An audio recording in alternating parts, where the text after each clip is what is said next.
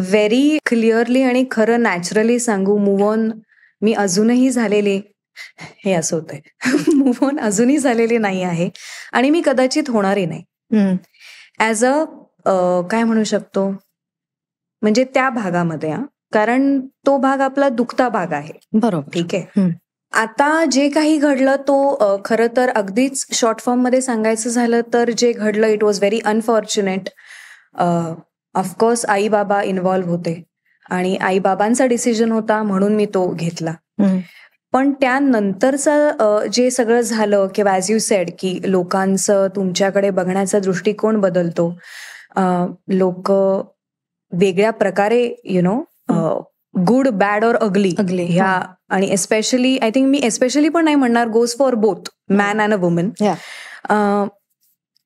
तो जो next day असतो ना तो अवघड असतो.